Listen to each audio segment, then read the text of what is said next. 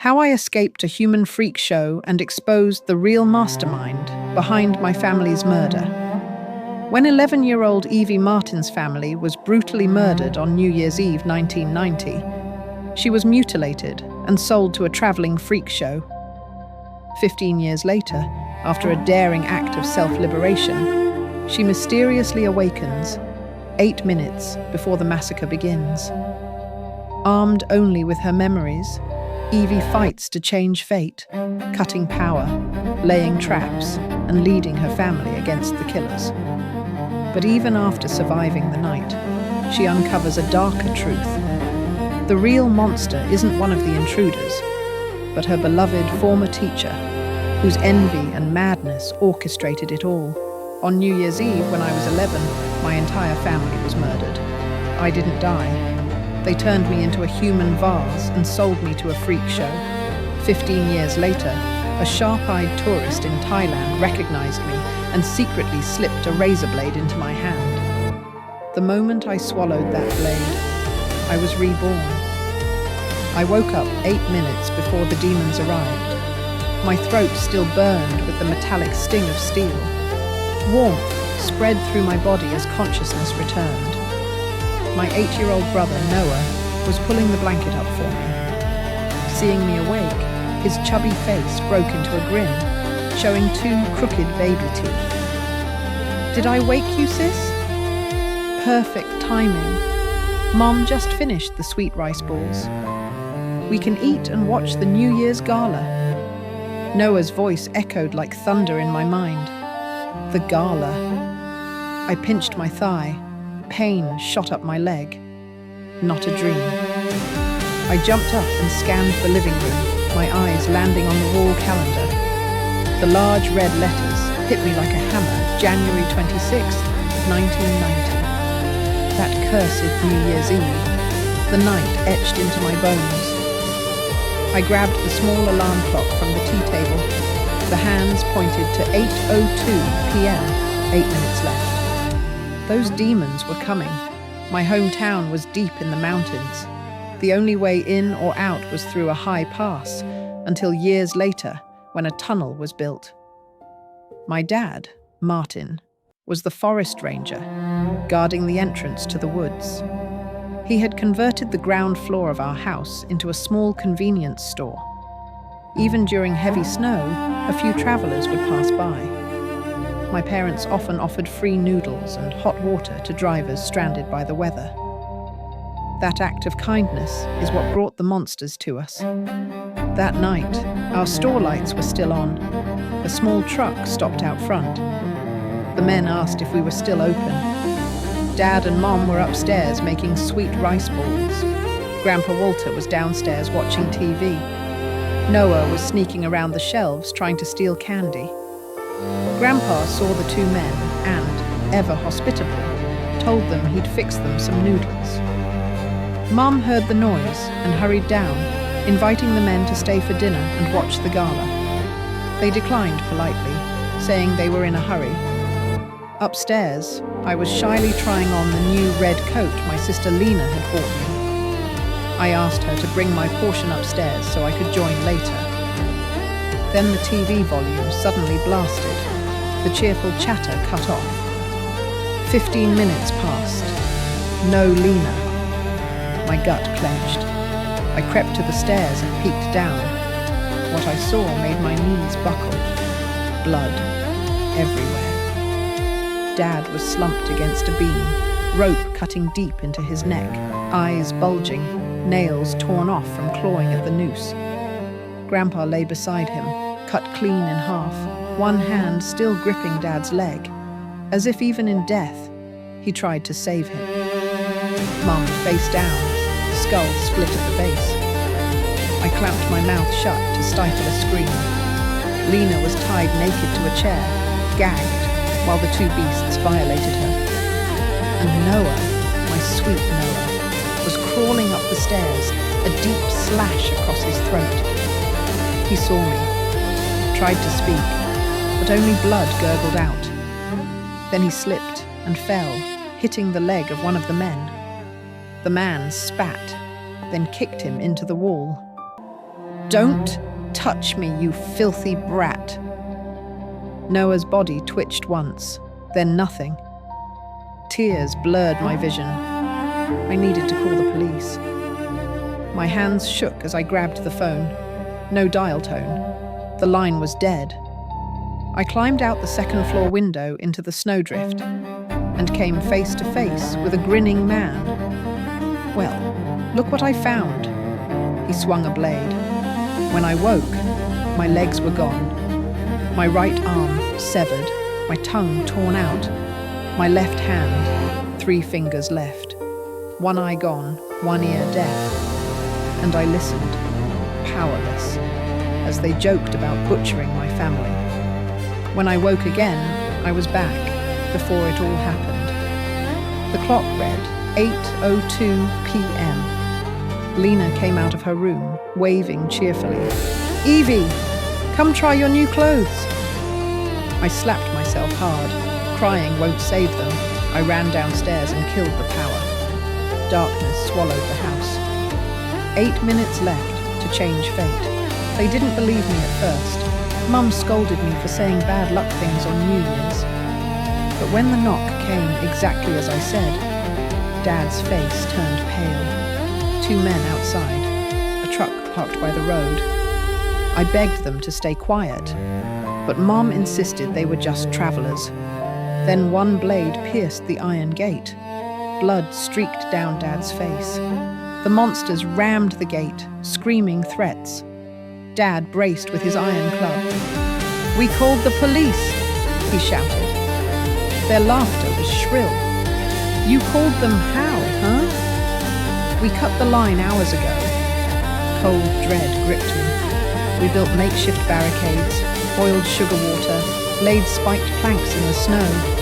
When they broke in, I threw the boiling sugar water straight into the bald one's face.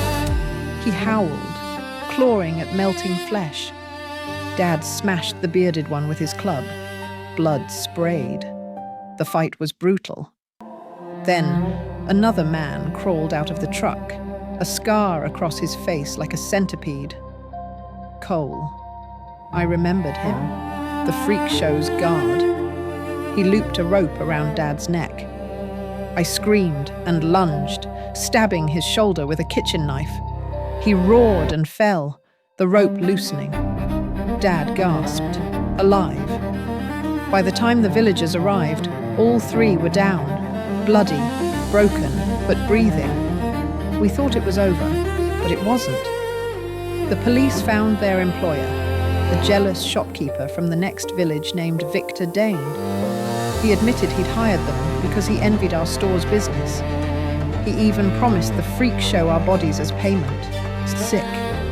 We rebuilt our home, strengthened the doors, raised the walls. Months passed. Life returned to normal. My teacher, Mr. Turner, a family friend, came back from the city. He was kind, protective, too protective. He insisted on walking me home daily, said he'd stay in town until things were safe. Then one night, he said he had business in the city. The next evening, I took the shortcut through the woods alone. Someone grabbed me from behind, a rag pressed to my face. Darkness. When I woke up, I was tied to a chair in a small, dim house. A man sharpened a knife in front of me. "So," he grinned, "what color fur do you want?" "Black. I'll make you a nice little dog." Another voice came from the next room. "Dane, bring her out." And then he stepped into the light. Mr. Turner, the true mastermind. I could barely breathe. "Why?" He smiled coldly. "Why not? Do I need a reason to kill?" He slapped me across the face. I spat blood. "You're out of time." He frowned.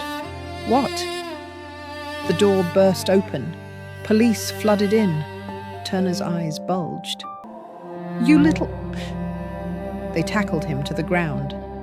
I had suspected him ever since I saw the scar on his wrist. The same centipede scar I remembered from the freak show deals. The police wired me with a tracker and recorder. This time, I led the monster straight into a trap. The truth was uglier than I imagined. Years ago, Turner had loved my mother, but lost her to my father.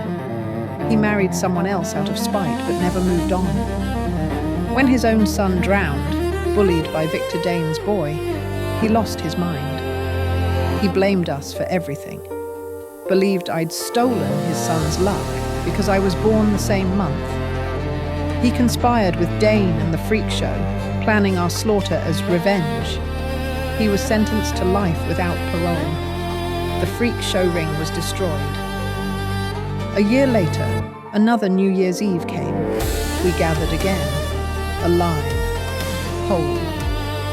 A knock sounded at the door. My heart skipped. Dad laughed. "Relax, it's your aunt." And Aunt Claire walked in, arms full of gifts, smiling bright. For the first time in 15 years, I smiled back. This time, the new year truly belonged to us. The bald man screamed, trying to get up. My father didn't give him the chance, striding over and striking him hard on the back. The bald man groaned in pain. He tried to struggle, but he couldn't move. Seeing the two beasts finally down, I let out a sigh of relief. My father's tense body also relaxed. My mother, who had been watching from upstairs, ran down to help him. My grandfather and I went to the storage room to get 2 ropes, preparing to tie them up. Then, I would go to the village to get help and call the police. But disaster struck again. Just as my grandfather and I brought the ropes out, I saw a man get out of the back of the truck. He wore a dark knit hat and had a cigarette dangling from his lips. Across his face was a hideous, ugly scar, like a centipede. An icy chill shot to the top of my head. Why is there another one? Who is he? In the memories from my past life, this person didn't exist at all. Suddenly, a flash of white crossed my mind. Something flickered past. Number. I remember now. I recognize him. A primal fear surged through me. He was one of the guards at the Freak Show. I had only seen him once. But that centipede scar had left a deep impression on me. He must have been hiding in the truck the whole time. I silently screamed. This is bad. "Dad, run! Dad, behind you!" Just as I screamed, the scarred man had already rushed my father. He held a coarse rope, and in an instant, it was around my father's neck, yanking him backward. He laughed sinisterly. "You 2 pieces of trash. A bunch of rabble can take you down. You just had to make me do it." The rope tightened instantly. My father's face turned red, then purple, his eyes starting to roll back. He clawed at the rope, but it was useless. His wound started bleeding again. My mother screamed, running over in a panic to pound on the scarred man's back, but he just kicked her away. "Get lost, you bitch. Can't wait your turn? Fine. I'll play with you later." In my eyes, everything slowed down. The sound and air around me seemed to be sucked away, making it hard to breathe. I stared in horror, my mouth open, gasping. It felt like a heavy stone was crushing my chest, suffocating me. The image of my father being strangled to death in my past life flashed before my eyes. Each memory was a sharp knife, stabbing straight into my heart. My heart ached, as if pierced by countless needles. I clutched my chest and fell to my knees. Am I going to have to watch my father be strangled to death again? I don't want to. My mind screamed at me to get up, to go save him. But my body felt bound by invisible chains, unable to move. I could only watch as my father struggled. His hands grew weaker. His legs kicked frantically at the ground, trying to escape the man's grip. I saw my grandfather grab his iron rod and limp charge the scarred man. The rod struck the man's arm with a thud, but the scarred man just grunted, seemingly unfazed. He kicked my grandfather hard in the stomach, sending him clutching his abdomen, collapsing to the ground in pain. "You old bastard, you were asking to die. Don't blame me." The scarred man roared, his face twisting, raising his foot to stomp on my grandfather again. At that moment, VM screamed, raised his slingshot, and fired. Several marbles hit the scarred man's calf and arm, drawing blood. The scarred man didn't seem to feel it. He just stomped harder on my grandfather, then pulled the rope even tighter. I watched in horror as my father's neck began to bleed.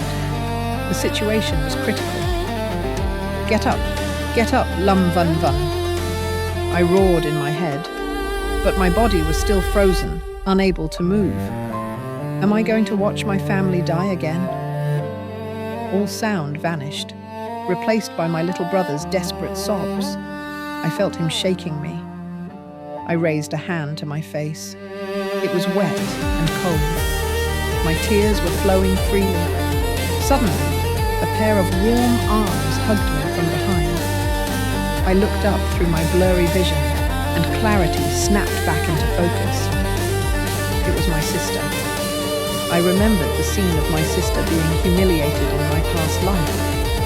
A monstrous rage erupted inside me. I couldn't let that tragedy happen again. I had to protect my family. I had to keep them all alive. My eyes turned blood red. I ran to the kitchen and grabbed a fruit knife. I don't know where the strength came from, but I charged at the scarred man like a mad woman. At that moment, only one thought screamed in my head.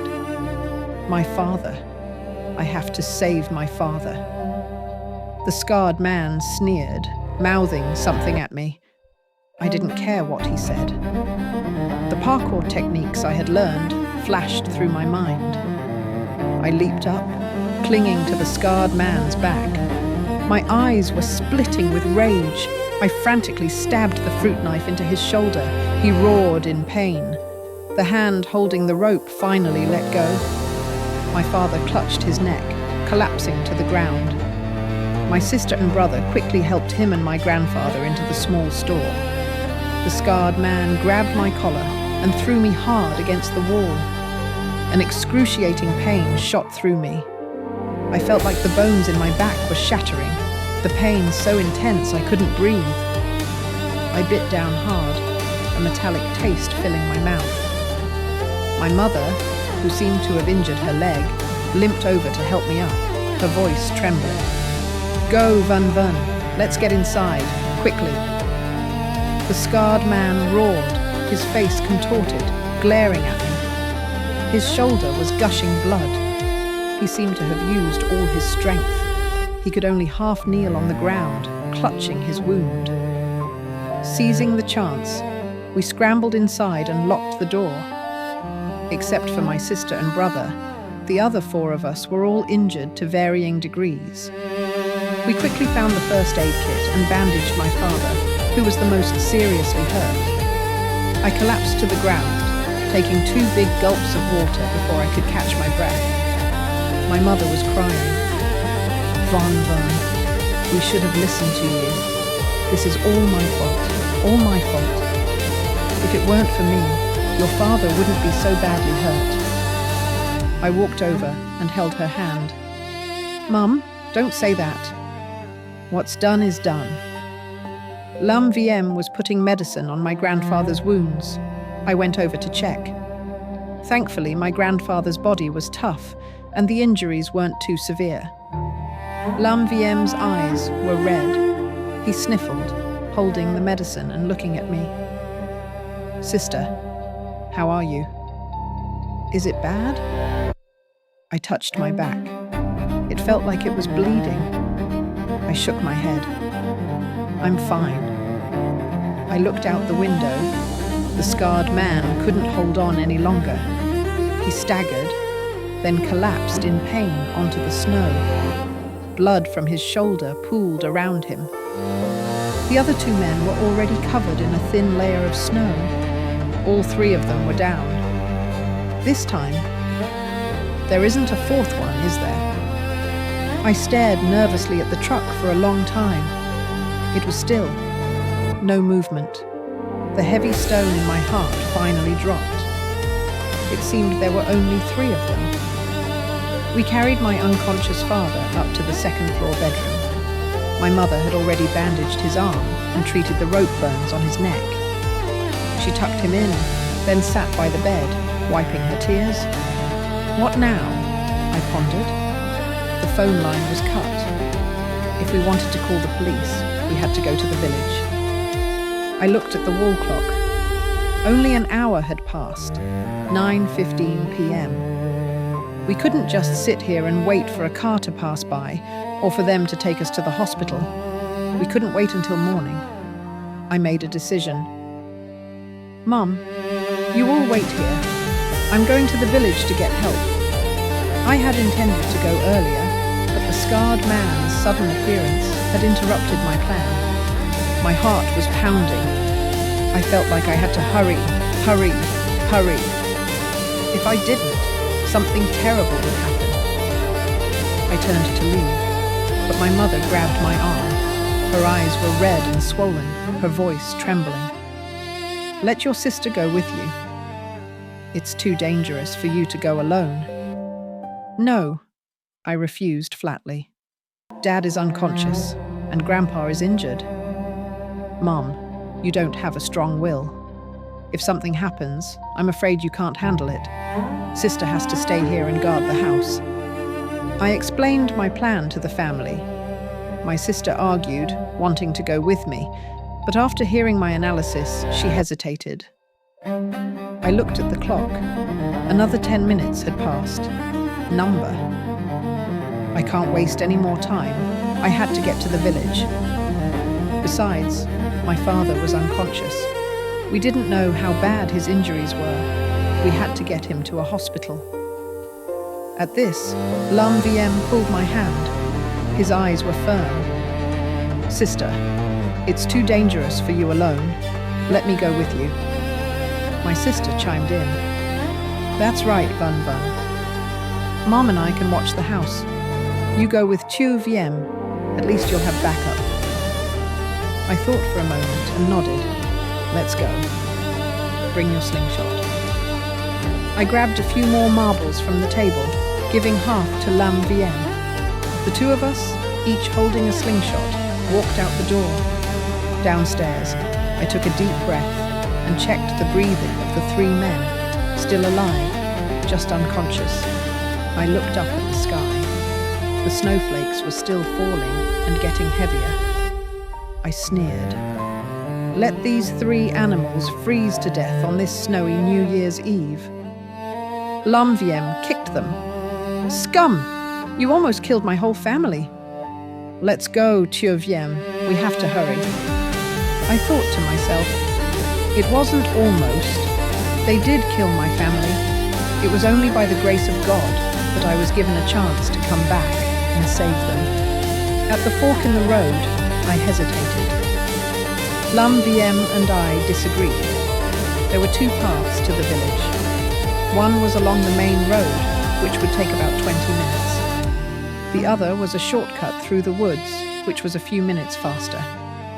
L'Homme wanted to take the main road because it was safer. He also thought we might run into a car and get help sooner. I disagreed. I chose the other path. First, the path through the woods was hidden and faster. At this point, time was life. Those few minutes saved could be life-saving. I was genuinely afraid something else would happen. If I could, I'd teleport straight to the village. Second, the main road was bright, but that also meant it was dangerous. I was only 11, and L'Homme was 8. If we met someone with bad intentions on a deserted road on New Year's Eve, I didn't dare think about it. I couldn't put myself and my brother in new danger. After weighing the options, I led L'Homme into the woods. On the way, Lam VM kept telling me funny stories from school to lighten the mood, but I wasn't listening. That strange feeling of dread was still clinging to me. It wouldn't go away. What was wrong? What had I forgotten? We quickly reached the edge of the woods, just a bit further, and we'd see the village entrance. I pulled Lam VM back, whispering, "Tu viens. Once we're in the woods, no more talking. Stick close to me and watch your back." I thought for a second and added, "We'll take the path with the traps." Before the new year, my grandfather and I often set traps in the woods to catch small animals and rabbits. Lam VM laughed. "Sister, you're being too careful, even taking the trap path." I stayed silent. Lam VM didn't understand. This was a necessary precaution. Everything was normal as we walked, but just as I started to relax, voices suddenly came from up ahead. My heart leaped. I quickly pulled Lam VM behind a large rock. Damn it! What are Lao Hua and the others doing? It's been this long and no word. Then, the static of a walkie-talkie. "Hello? Hello? Lao Hua? Lao Triu? Lao Jiao? Where are you? Are you done? Damn it, those 3 turtles. They must be having too much fun. Hello? Hello? Answer me. Damn it, those 3 idiots." Then another man's voice. "Tsk, you don't think something happened, do you? It's been almost 2 hours." The first man grumbled. "Longtemps, are you kidding me? It's just a house full of old and weak people. Besides the man of the house, what can they do? If they can't even handle this, they should quit this line of work." At that moment, a chilling voice stabbed my ears. It was hoarse and sinister, like a cold, slimy, venomous snake. "Hard to say. Let's go check. Longtemps, you wait here. Besides, there are 2 kids in that house. I'm afraid they'll get too excited and kill them by mistake. We need them for the freak show, right?" All the blood in my body turned to ice. The hair on my neck stood on end, as if fending off a chill from deep within. I would never, ever forget that voice. It was the voice of a manager at the freak show, a man who had tortured me relentlessly. Everyone called him An Joe. Every time he'd poured salt water on my wounds, I'd been in so much pain I just wanted to die. I would never forget his disgusting face and his hair-raising laugh. He, little one. If you don't behave, I'll send you to the madman." The madman was another manager, even more vicious than An Joe. Anyone who fell into his hands ended up insane, unable to even die if they wanted to. He would use every cruel method imaginable on those who tried to escape or disobeyed. And the madman was probably the one talking to An Joe just now. I squeezed my eyes shut, trying to breathe, to calm my terror. This was not the time to be scared. I pinched myself hard, burying my face in the snow to force myself to calm down. Lam VM grabbed my arm, his hand still shaking, his voice choked with tears. "Sister, what do we do? They have backup. They're going to kill our family." The cold seeped into my skin, spreading through my body. I exhaled. "Tu viens? We absolutely cannot let them get to the house." It took us 6 minutes to walk from the house to here. For an adult, it would take about the same time, even walking slowly. From here to the village, even if we ran without stopping, it would take at least another 12 minutes. And for the villagers to drive back, at least another 10 minutes. In that time, my family would definitely be killed. So we had to stop them from going back. What to do? What to do? I clutched my head in despair. Why? I had clearly seen hope. Why throw me back into this abyss? I was already given a rebirth. Why not give me a little more time? Why? I even had the thought, what if I die again? If I died again, would I be reborn again? If I could do it over, I could definitely save them. I was so agitated I almost stepped out to die by their knives. My mind screamed, go out, lum vun vun, die one more time. Maybe you'll be reborn, and you can save your family. Just as I was about to step out from behind the rock, a small hand grabbed mine. Lam VM had wiped his tears. His hand was no longer shaking. His face was set with determination. Sister, I trust you. We will definitely save our family. I looked at his determined eyes and shuddered. He's right. I have to save them. Even my little brother hadn't given up. How could I? Besides, how could I be sure I'd be reborn again? What if this was my only chance? If I wasn't reborn, my family, wouldn't they all be killed by these monsters? My sister, my parents, my old, weak grandfather. They would all die at the hands of these animals. I gripped Lam VM's small hand and made a decision. Tio VM, you run to the village right now and get help. I'll find a way to stall them. Lam VM frowned, looking at me worriedly. Sister, no. You're alone, and there are 3 of them. It's too dangerous. Just go. Besides you and me, who else can go? Trust me, okay? Hurry. Seeing him hesitate, I snapped. The longer you take, the longer it will take to get help. Every minute you're delayed is another minute I'm in danger. Lam VM wiped his red eyes, nodded, and ran off on a detour toward the village. Sister, wait for me. I now felt lucky I had chosen the woods.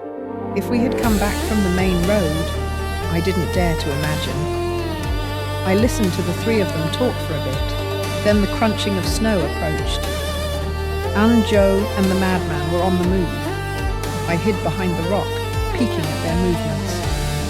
Even though I was prepared, seeing Joe's familiar, twisted face still made me tremble.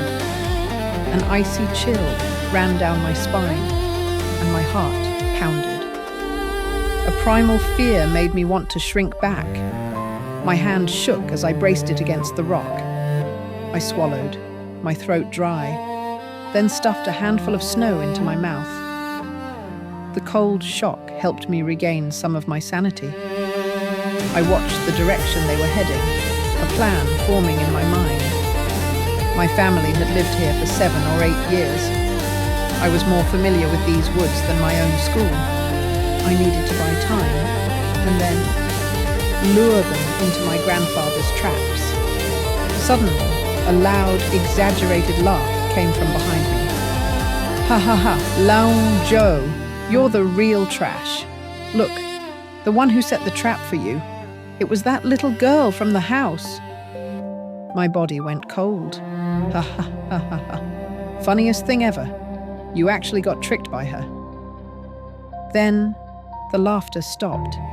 His voice turned cold and venomous. But too bad. You still can't escape. I've changed my mind. I'm not turning you into a vase. He was walking slowly, still talking, enjoying the chase. You heard what I said earlier, right?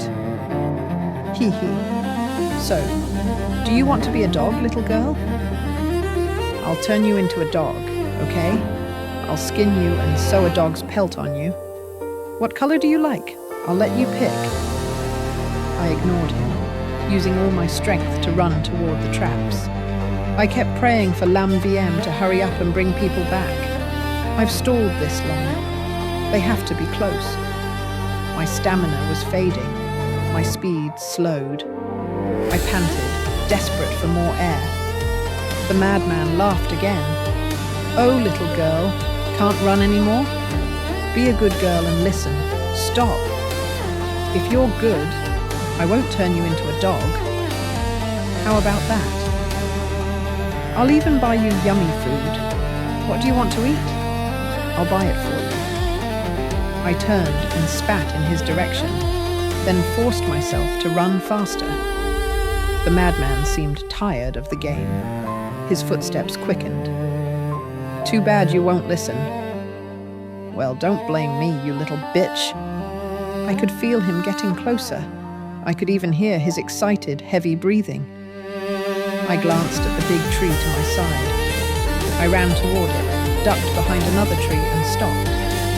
I leaned out cautiously, looking for the madman. He saw me stop and slowed down, looking at me with amusement. "What's wrong, little girl?" "Can't run." I braced my knees, panting, my voice trembling from oxygen deprivation. "Uncle, I'm sorry. I was wrong. Please let me go. I won't do it again." The madman laughed, tapping his iron rod against his palm. "You're sorry now? It's too late.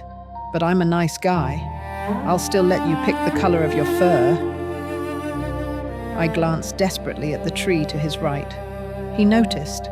He tapped his chin. "Let me guess. Is there a trap over there?" Hee. You're trying to trick me again." He stopped, looked at his fingernails, and blew on them. I shook my head violently, backing away. No, there's nothing. I wouldn't dare."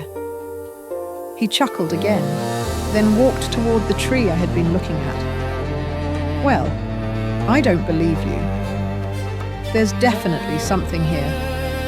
Ah, A-H-H exclamation mark."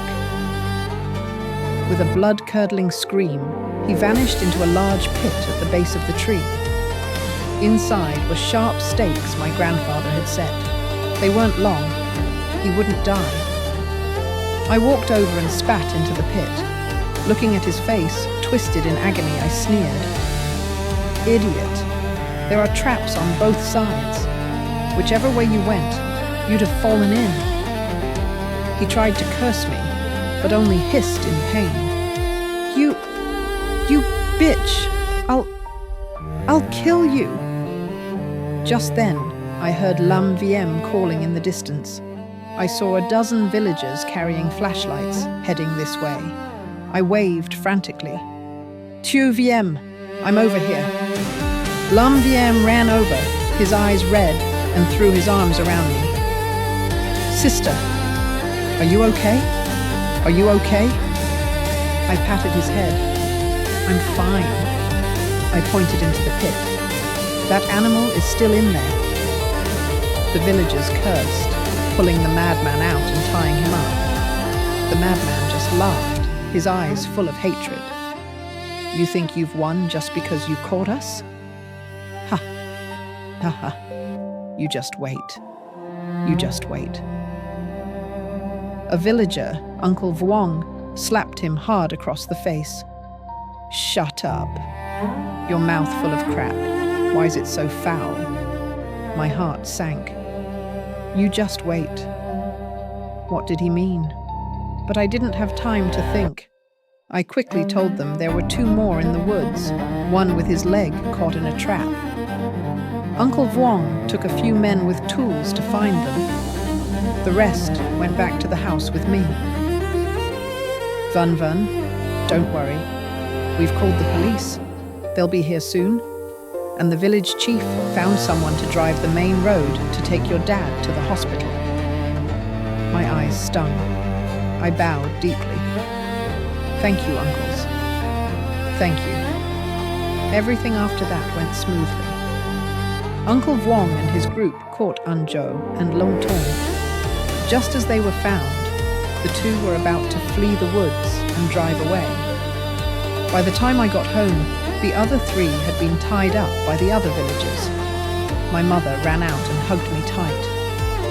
"Vun, thank God you're okay." I took a sharp breath. A searing pain shot through my back. "Mom, my back hurts." My mother quickly pulled me inside and took off my coat. She gasped. My shirt was soaked in blood. fresh and dried, caked together. My mother covered her mouth, sobbing. Vun, you're hurt so badly. Why didn't you say anything? I remembered. It was from when the scarred man threw me against the wall. And so I was taken to the hospital along with my father. After my wounds were bandaged, I lay quietly in the hospital bed, gazing at the starry sky. Suddenly, the New Year's countdown started on the TV. 10, 9, 8. Each number felt like a drumbeat in my chest, echoing my own heart. 3, 2, 1. Brilliant fireworks exploded in the dark sky, lighting up my eyes. Amid the cries of Happy New Year, I fell into a deep sleep. This is good. This time, my family is safe. A few days later, through the criminal's confessions, the police arrested the mastermind. It was a man from the next village named Jiang Vai. At that time, my whole family was in the hospital room eating rice balls. Jiang Vai? My father frowned, thought for a long time and said hoarsely, "I'm sure I never offended him." He couldn't understand why the man would hate our family enough to want to annihilate us. Jiang Vai confessed that he hated my family, so he hired those men. He not only paid them, but he also used me and my brother as bargaining chips, telling them they could take us to the freak show. And the reason was sickeningly simple. He was jealous that our little store made some money. So he wanted to kill my whole family and open his own supermarket in our spot. My family was stunned. Just for that, he'd kill an entire family. It was unbelievable, incomprehensible. I suddenly remembered what the madman had said when he was caught. "You think you've won just because you caught us? Ha ha ha. You just wait." My hand, holding the spoon, tightened, my palms sweating. That sentence, like a venomous snake, coiled around my heart, filling me with unease. It's not over. What did he mean?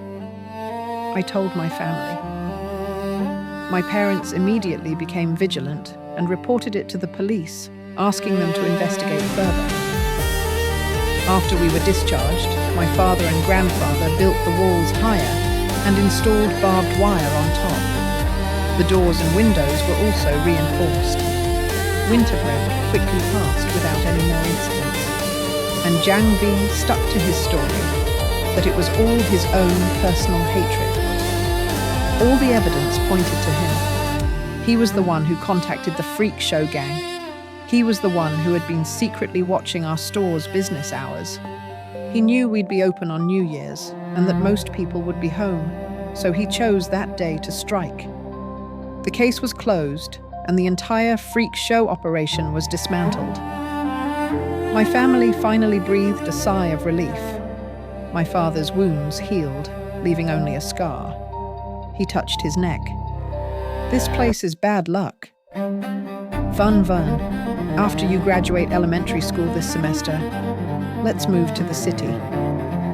My mother sighed, looking at the land. Lum, are we just going to abandon this house? We built it with our own hands, decorated every room. We'll keep it. When we make money in the city, we'll come back, tear it down, and build a new, better one. After school started, my classmates and teachers all found out about what had happened to my family. After class, my desk was always surrounded. Some were concerned, some just curious. That afternoon, my homeroom teacher, Miss Tran, also pulled me into her office for counseling. She was a very kind and responsible teacher. She was worried I was traumatized, so she found different ways to comfort me every day. When school let out, she even walked me home. My walk home from school became a daily spectacle. Ms. Tran would be in the lead, followed by a large group of classmates, with me in the middle, completely surrounded. After seeing me home safely, the group would noisily disperse. Surrounded by such well-intentioned warmth, the fog in my heart gradually lifted. After a week, I had completely let go of the stone in my heart. I figured they were right. The madman was just trying to scare us before he was taken away. After all the evidence pointed to Jiang V, and only Jiang V. One day at school, I saw my old homeroom teacher, Mr. Truong, talking to Ms. Tran at the classroom door. When he saw me, his eyes welled up with tears. He rushed over and hugged me. "Van Vern, are you okay? You scared me to death, Mr. Truong." Mr. Truong was my old neighbor and my former homeroom teacher. 2 years ago, he had quit his job to go into business in the city with his wife, my Aunt Truong. He gently patted my head, his eyes full of concern. "As long as you're okay. As long as you're okay. Your Aunt Truong is watching the store in the city." I rushed back as soon as I heard. "They caught all those bad guys, right?" I nodded, smiling. Yes, they're all caught. Thank you for worrying, Mr. Truong." He sighed, ruffling my hair again. He stuffed some money into my pocket. "Here, buy some candy. Go on to class. I'm going to go see your parents." With that, as if afraid I'd return the money, he hurried off. Ms. Tran smiled. "Van Van, hurry inside. The bell is about to ring." I clutched the warm money, my brow furrowing. "Mr. Truong is going to my house? Oh, Dad's going to be annoyed again. I heard that when they were young, both Mr. Truong and my dad were pursuing my mom. They competed for a long time. In the end, probably because my dad was slightly better looking, my mom chose him. Every time this story came up, my dad would puff out his chest like a proud peacock. He said Mr. Truong locked himself in his room drinking for a whole week. Afterward, Mr. Truong acted as if nothing had happened, cheerfully hanging around my parents, saying he just wanted to be friends. Just like that, the three of them bickered and laughed for years. When my sister was born, Mr. Truong even became her godfather. He doted on her, treating her like his own. When my sister was 3, Aunt Truong from the next village and Mr. Truong fell in love and quickly married. After that, Mr. Truong came to our house less often. A few years later, it was my turn to be born. A few days after that, Aunt Truong's son was born. I started elementary school. Mr. Truong was my homeroom teacher, and he took special care of me, secretly tutoring me. At that time, Aunt Truong had already taken her son to the city to live with her relatives, saying she wanted to learn how to do business. After she left, Mr. Truong missed her terribly. My parents encouraged him to go to the city to be with his family. Of course, my dad had his own motives. Even though Mr. Truong was married, my dad always felt he wasn't over my mum, so he wanted him as far away as possible. Not long after, Mr. Truong decided to join his wife in the city. Unexpectedly, the decision was the right one. In just a few years, his business boomed. When school let out, I saw Mr. Truong at the gate again. He was holding 2 sticks of tanghulu, candied fruit. He gave one to me and started eating the other himself. "Hurry and eat, Van Van. Don't let your mom see or she'll scold me again." I looked at him, curious. "Mr. Truong, aren't you going back to the city?" He paused, his eyes misting over again. "Van Van, not yet. I have to protect you kids. I'll feel better once you're safe. I'll go back next month after I'm sure nothing else will happen. Don't worry, your Aunt Truong supports me." I stared, wide-eyed. I never thought Mr. Truong cared about us so much that he'd stay behind for a month just to ensure our safety. He said he'd rented a house near the school. It wasn't just for me. He was also scouting the area to see if he could expand his business here. If possible, he might open a branch. My dad wasn't happy about it, but he couldn't say anything. After all, Mr. Truong was protecting me, picking me up and dropping me off every day. It was just that every time he came over, he'd find an excuse to chat with my mum for a while. A week later, Mr. Truong had urgent business and had to go back to the city. Vun, I can't walk you home today. Be careful, okay? I'll be back tomorrow night after I finish my business. I sighed. He's being too paranoid. It had been almost a month. The criminals were caught. What was there to worry about? But I just smiled and said, "Don't worry, Mr. Truong. I'll be fine. You go ahead." Mr. Truong warned me again, then waved goodbye and headed to the station. That evening, something happened. Mr. Truong usually walked me home through the shortcut in the woods. After school, I hesitated, but I still chose the shortcut. The main road would add a dozen extra minutes. I figured it's been so long it should be fine. But I was wrong. In the woods, someone chloroformed me from behind. My vision went black, and I passed out. When I woke up, I was in a small, unfamiliar house. I was tied tightly to a wooden chair. My mouth was taped shut. I struggled, but it was useless. I looked around. It seemed to be a residential house. It was pitch black, with only a dim yellow light coming from the room outside, and a cheerful, humming tune. Suddenly, the door was pushed open. The light blinded me, making me squint. A man holding a knife walked in, smiling sinisterly. He crouched in front of me, waving the knife in my face. "Little brat, where should I start cutting?" "Oh, right. What color fur did you want?" My mind went blank, then exploded. What is he saying?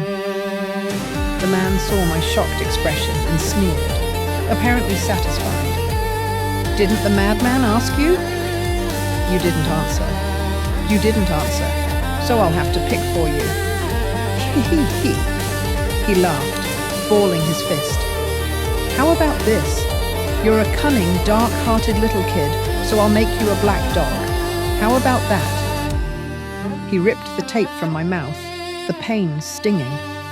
He hummed, picking up a whetstone and sharpening his knife in front of me. Hearing his words, an icy chill ran from my feet to the top of my head. I swallowed hard and asked, Who are you? Weren't the madman and his gang all arrested? Why are you still here? And why do you know the madman?" He sneered. "You ask too many questions, little girl. But since I'm in a good mood, I'll let you die understanding. The madman and I aren't on the same team. We just have the same goal, which is to kill your whole family. As for why, it's better if you don't know." He laughed, then shouted, "Vi, come on in. You tell your new little sister." A moment later, a familiar, stooped figure walked in, silhouetted against the light. I had to squint to make out his face. The moment I saw him, my blood ran cold. Mr. Truong, why is it you?" That's right. The person who walked in was Mr. Truong. He was the true mastermind I had never suspected. Mr. Truong pulled the string for the dim yellow light bulb. He was chewing gum, walking lazily over, and pulled up a chair to sit. His eyes were full of mockery. Vun, my dear, what do you want to know? Mr. Truong will tell you." My eyes stung, and tears rolled down my cheeks. "Mr. Truong, why? My parents have been your friends for so many years, and you have your own business now. What did my family ever do to you? Why do you want to kill us?" Mr. Truong spat his gum out. The man with the knife clicked his tongue. "Long Truong, can you not spit your gum everywhere?" Sorry. Mr. Truong took a tissue from his pocket, walked over, wrapped up the gum, and put it back in his pocket. "Why? Do you need a reason to kill someone? I couldn't hold back. I screamed. You're disgusting. My parents were your friends. My sister is your goddaughter. How could you? Mr. Truong's face darkened. Then he suddenly rushed over and slapped me hard across the face. My head snapped to the side, my mouth filling with the taste of blood. He snarled, turning to the other man. Hey, are you done sharpening that knife? I want to skin this little bitch myself. I'm going to make her into the ugliest black dog. I spat out the blood. Mr. Truong, what time is it? He froze, then sneered. What, Lam Vun Vun, trying to stall for time? Let me tell you, it's useless. Today is the day you die. I laughed. Mr. Truong, who said I'm stalling for time? You're the one who's out of time. Mr. Truong's expression changed instantly. The moment he turned, a loud bang erupted as the security door was kicked open. Through the cloud of dust, a team of police officers rushed in, guns drawn. Mr. Truong's face trembled. He stared at me with pure hatred. You little bitch, you knew! The truth was, I didn't suspect him at all. Not until he came to the school. But he insisted on walking me home, and he insisted on taking the shortcut through the woods, saying it was to train my courage, and that with him there, I'd be safe. Then one day, while he was helping Ms. Tran move things, his sleeve rolled up, revealing a small part of his arm. On it was a hideous, centipede-like scar. I immediately remembered my past life. Back when I was first taken to the freak show, I'd witnessed a deal between the madman and someone else. My hearing was damaged, so I couldn't hear what they said. But I saw that centipede scar on the man's wrist. The moment Mr. Truong revealed his scar, I finally understood what the madman meant. So, when he told me he had to go back to the city, I knew they were going to act. I reported it to the police officer who had been handling my case. He'd always felt Jiang Vi's confession was too clean, but he had no evidence.